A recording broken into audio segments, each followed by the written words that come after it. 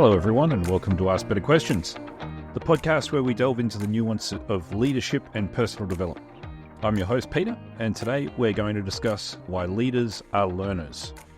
And by that, I mean we're going to cover why it's so important to stay up to date with leadership trends, why we should always be reading, and why we need to keep our skills and knowledge up to date and relevant. For those of you who are new here, I'm Peter Adams. I have over 20 years experience in leadership and consulting, and I'm a published author and speaker in the leadership space. My mission here is to help excellent leaders become exceptional leaders through a better mindset. Before we start today's episode, I'd like to take a minute to thank our sponsor, Colour 4 Solutions. Colour 4 Solutions offers leadership training for people who have reached a ceiling in their leadership journey and want to achieve more without dedicating substantial time and effort. So, keeping up in a changing world, the business landscape is constantly in a state of flux with new technologies, trends, challenges emerging at every turn. There's a lot of research that's constantly coming out as well that as a leader you should be staying up to date with. It can help and assist. It can sometimes distract and take our eyes off the ball. But in terms of being aware of it, it is necessary. For leaders, the stakes are high. Those who fail to keep pace with the evolving landscape risk falling behind and making decisions based on outdated information. That said, all of your decisions should be taken with an outcomes focus. Sometimes the research can be misleading, and a lot of the more recent trends have been faddish in the way in which they've been implemented. But that said, there is still a lot of really solid research coming out of management schools at the moment. So it is worth staying ahead of and in touch with. Now, some of what I'm going to talk about today is staying relevant. And the terms and the skills and knowledge that propelled you to succeed to where you are currently may not be sufficient to assist you with the challenges that are coming tomorrow. We've all heard of the book, What Got You Here Won't Get You There. A lot of that is to do with you get to a plateau and you need to learn new skills for your new roles. There are stages in leadership. The skills it takes to lead a Fortune 500 company are different to the skills it takes to lead a small team as a team leader. They're different skill sets. So the skills that get you to the position you're in aren't necessarily the skills you need in your next position. So as a constant learner, you should be learning new skills. You should be able to demonstrate those skills, and you should be able to implement those new skills in your current role to demonstrate to the higher-ups that you are ready to progress. So staying relevant is key. It's a necessity. Constant learning is, by its very nature, integral to a proper leadership focus.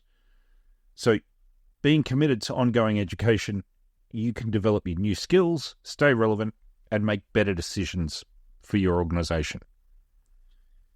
Now, my next point here is how we deal with change. So adaptability and innovation is it's inevitable. Change is inevitable. But it's how we respond to that matters the most. Now, leaders who embrace learning are better equipped to adapt to new situations, think creatively, and foster a culture of innovation within their teams. Now, by staying curious and open-minded, leaders can navigate uncertainty with confidence and lead organizations towards success. You'll be reading a lot more in terms of current leadership thought, but you'll also have a lot more experience because you'll be reading case studies and things like that, and the literature that's available for leaders, so that you'll have ideas that maybe haven't been applied in your particular industry, but have certainly been tried elsewhere.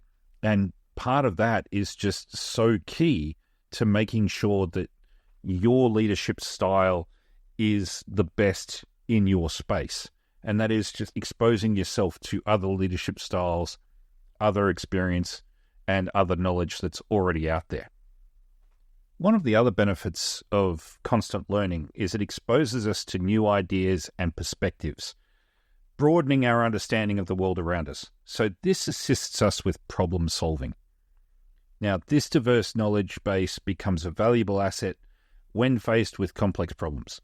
Leaders who prioritize continuous learning are better equipped to analyze situations, identify solutions, make sound judgments, even in the face of adversity. It also helps you identify not just what the problem is, but potential solutions. Again, I reference back, you may have read about similar situations or even, semi-related problems in different industries. And not necessarily solutions that they've implemented, but how they thought about discovering a solution can help your business and your organization and your team to solve problems in your industry.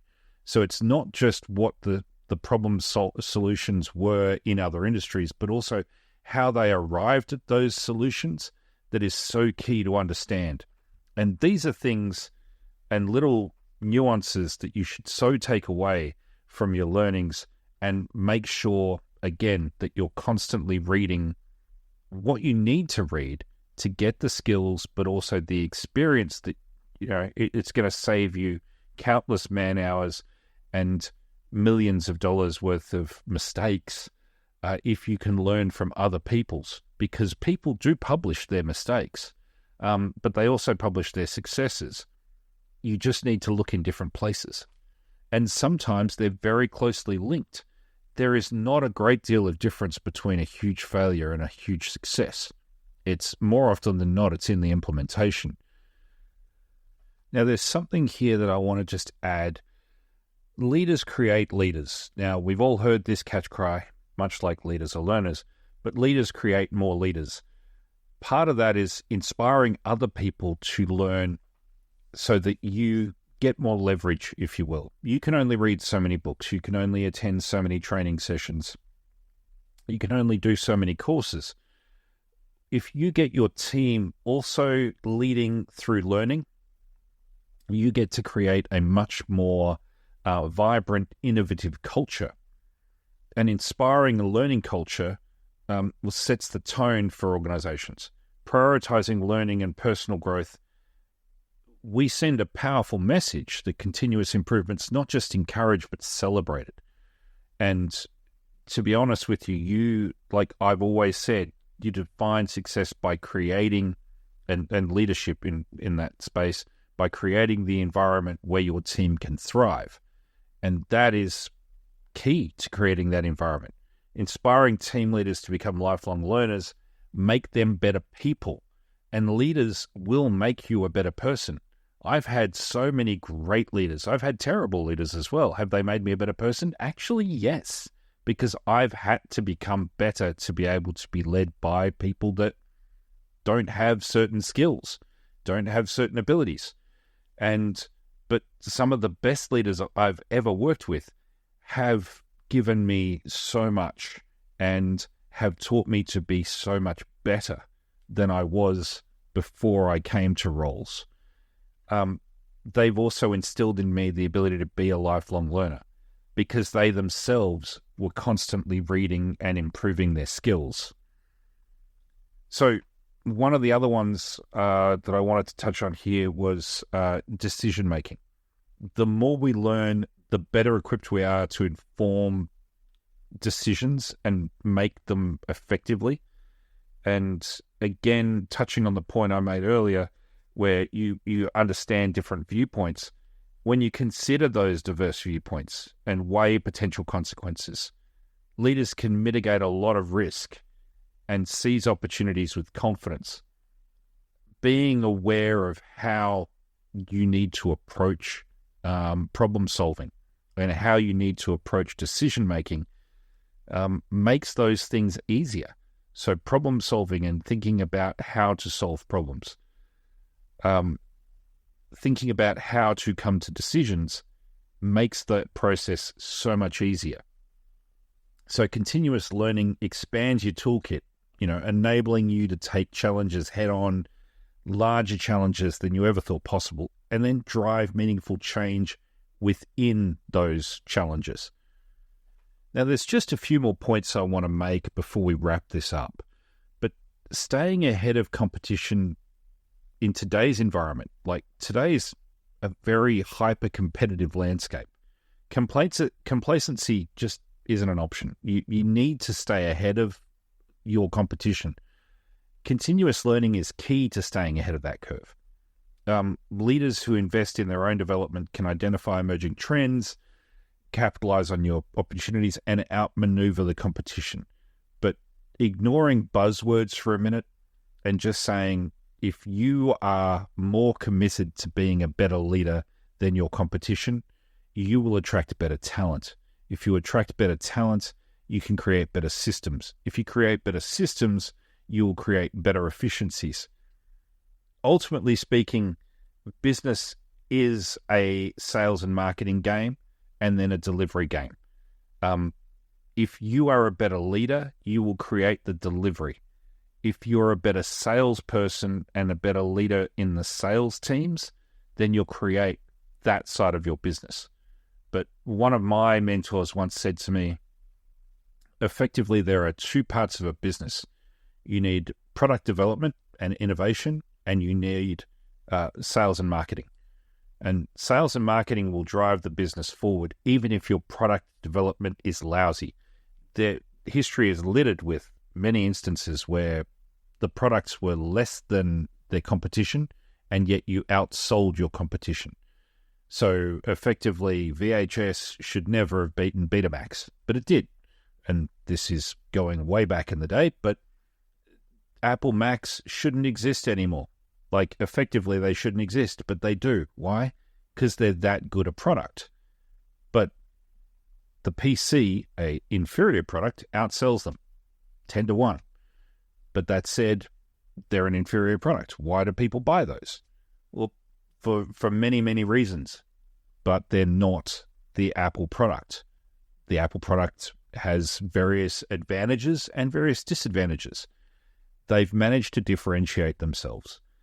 Effectively, what I'm saying here is, if you have those two parts of your business, sales and marketing and product and innovation, working together, everything else, according to my mentor, can be outsourced.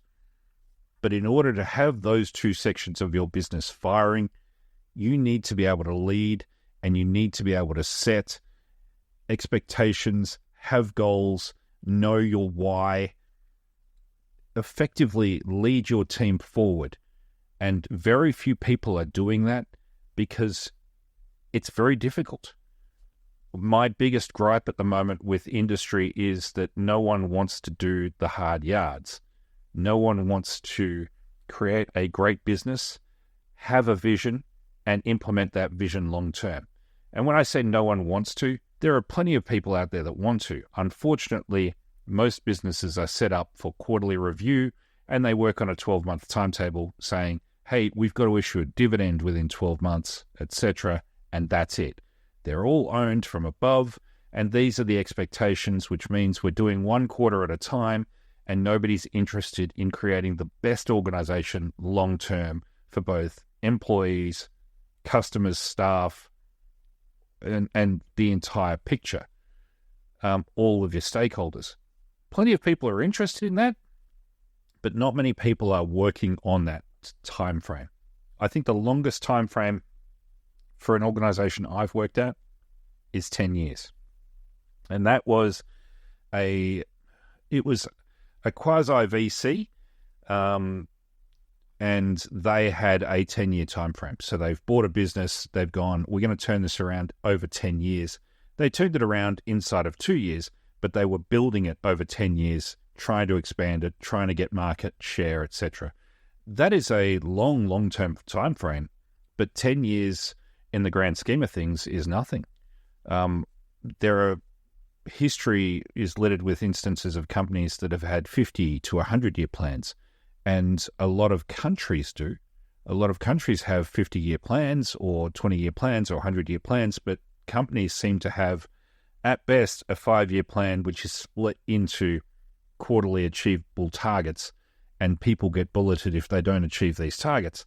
This is not a long-term solution to management.